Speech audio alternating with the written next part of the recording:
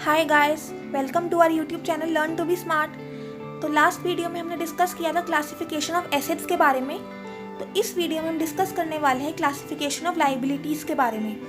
तो स्टार्ट करने से पहले अगर अभी तक आपने हमारे चैनल को सब्सक्राइब नहीं किया then please subscribe our channel और बेल आइकन भी प्रेस कर दीजिएगा, जिससे कि जो भी हम वीडियोज़ अपलोड करें आपको उसकी नोटिफिकेशन मिल जाए। तो चलो स्टार्ट करते हैं क्लासिफिकेशन ऑफ लाइबिलिटीज़ के बारे में।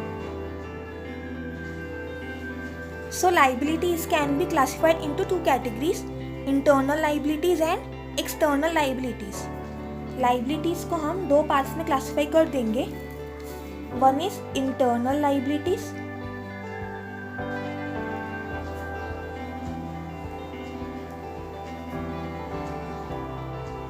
and another is external liabilities.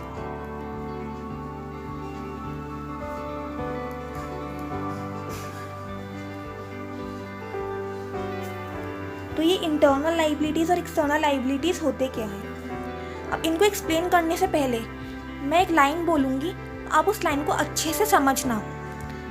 जो भी हम बिजनेस करते हैं, जो भी हम बिजनेस में ट्रांजैक्शंस करते हैं, ट्रांजैक्शन का मतलब जो भी लेन देन करते हैं, जो भी काम करते हैं बिजनेस में, वो आप बताओ हम किसके पॉइंट ऑफ व्यू से करते हैं, बिजनेस के या फिर बिजनेसमैन के।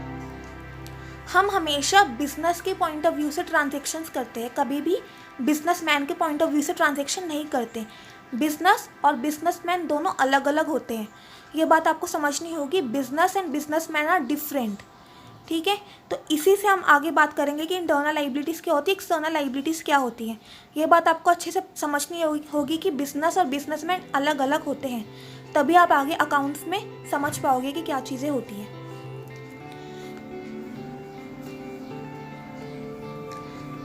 अब हमने एक वर्ड, अब ये बात याद रखना कि जो भी हम अकाउंट्स मेंटेन करते हैं वो हम बिजनेस के पॉइंट ऑफ व्यू से ही करते हैं। हम कभी भी बिजनेसमैन के पॉइंट ऑफ व्यू से अकाउंट्स मेंटेन नहीं करेंगे, ठीक है। तो हमने एक वर्ड का मतलब समझा था, कैपिटल। कैपिटल क्या होता है? जो भी बिजनेसमैन बिजनेस में अमाउंट इन्वेस्ट करता है, राइट। तो क्योंकि बिजनेस और बिजनेसमैन डिफरेंट है और बिजनेसमैन ने बिजनेस में कैपिटल इन्वेस्ट करी, बिजनेसमैन ने बिजनेस को कैपिटल दिए, तो क्या ये बिजनेस की लाइबिलिटी नहीं हो जाती बिजनेसमैन की टुवर्ड्स? ये लाइबिलिटी होती है। तो इसे हम बोलते हैं इंटरनल लाइबिलिटीज। इंटरनल लाइबिलिटी का मतलब बिजनेस की liability towards the proprietor, towards the businessman. Internal liability का मतलब लाइबिलिटी टुवर्ड्स प्रोप्राइटर। इसका एग्जाम्पल क्या हो गया? कैपिटल। जो भी बिजनेसमैन ने बिजनेस में कैपिटल इन्वेस्ट किया है वो बिजनेस की लाइबिलिटी हो जाती है टुवर्ड्स बिजनेसमैन, कि वो उसे रिटर्न करना पड़ सकता है इन फ्यूचर। तो इसे हम बोलते हैं इंटरनल लाइबिलिटीज। बिजनेसमैन कोई आउटसाइडर नहीं है, ये बिजनेस बिजनेसमैन का ही है, तो इसलिए हम इसे बोलते हैं इंटरनल लाइबिलिटी। इंटरनल लाइबिलिटी क्या हो गई? कैपिटल। बिजनेसमैन ने बिजनेस में कैपिटल इन्वेस्ट करी तो बिजनेस की लाइबिलिटी हो जाती है towards businessman, okay. So next हम बात करते हैं एक्सटर्नल लाइबिलिटीज़ की। एक्सटर्नल लाइबिलिटी क्या होगी? Liability of business towards outsiders. तो एक्सटर्नल लाइबिलिटी हो गई liability of business towards outsiders.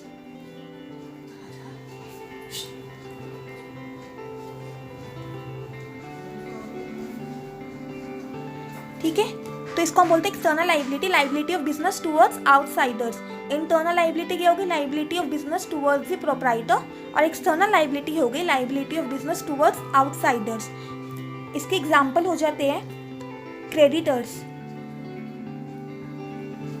अगर किसी ने आपको उधार पे सामान बेचा तो वो आपके क्रेडिटर हो गए और वो आउटसाइडर है, तो उनके टुवर्ड्स लाइबिलिटी एक्सटर्नल लाइबिलिटी होती है। नेक्स्ट एग्जाम्पल हो गया bank loan.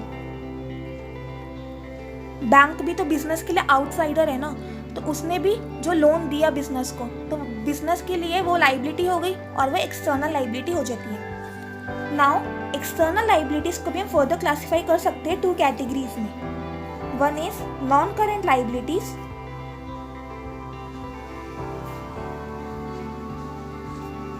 non-current liabilities, and another is current liabilities.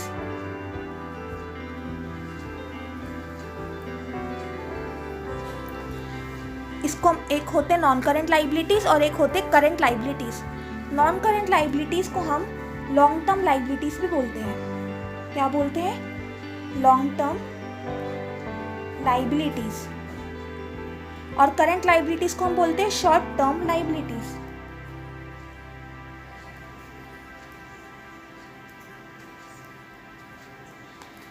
अब बात करते हैं नॉन करेंट लाइबिलिटीज़ क्या होते हैं, करेंट लाइबिलिटीज़ क्या होते हैं। ये नेम से ही हम समझ जाएंगे क्योंकि हम इसे बोलते हैं लॉन्ग टर्म लाइबिलिटीज़ और इसे हम बोलते हैं short term liabilities. So long term liabilities are those liabilities which are payable after 12 months, जो कि 12 महीने के बाद पेएबल होते हैं, उन्हें हम बोलते हैं लॉन्ग टर्म लाइबिलिटीज़। और शॉर्ट टर्म लाइबिलिटीज़ कौन से होते हैं? Which are payable within 12 months.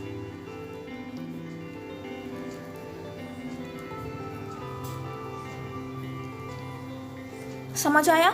जो भी 12 महीने के बाद लाइबिलिटी पेएबल होंगी उन्हें हम बोलते हैं लॉन्ग टर्म लाइबिलिटीज़, और जो कि 12 महीने के अंदर लाइबिलिटीज़ पेएबल होंगी उन्हें बोलते हैं हम शॉर्ट टर्म लाइबिलिटीज़ और current liabilities. Long term liabilities के एग्जाम्पल होते हैं जैसे कि लॉन्ग टर्म लोन्स।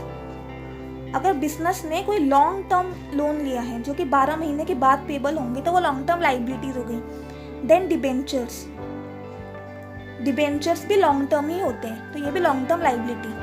और करंट लाइबिलिटीज़ और शॉर्ट टर्म लाइबिलिटीज़ के एग्जाम्पल हो गए हैं short term loans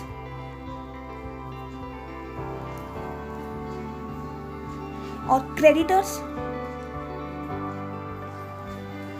creditors short term के लिए ही होते हैं, generally with in a period of 12 months, तो इसे भी हम करंट लाइबिलिटीज़ के अंदर ही कैटेगराइज करेंगे। शॉर्ट टर्म लाइबिलिटीज़ से बोलते हैं क्रेडिटर्स को। तो लाइबिलिटीज़ में हमने बात करी कि हम इसको दो पार्ट्स में क्लासीफाई कर सकते हैं। One is internal liabilities and then external liabilities. Internal liability क्या होती है? Liability of business towards the owner, towards the proprietor, तो इसका एग्जाम्पल हो गया कैपिटल। और एक्सटर्नल लाइबिलिटी क्या हो गई? Liability of business towards outsider, not towards the proprietor, towards the outsiders, जैसे कि creditors, bank loan. Now, external liabilities can also be further classified into two categories: non-current liabilities or long-term liabilities, and current liabilities or short-term liabilities. Non-current liabilities are those liabilities which are payable after a period of 12 months, and current liabilities are those liabilities which are payable within a period of 12 months. Examples of non-current liabilities are long-term loan, debentures. Examples of current or short-term liabilities are short-term loans and creditors. So I hope you understood this. So that's all for this video. हम आगे के कुछ terms discuss करेंगे अगले videos में, तो इस video को लाइक ज़रूर कीजिएगा अगर आपको पसंद आई होगी। तो चलो, स्टे हैप्पी, कीप लर्निंग।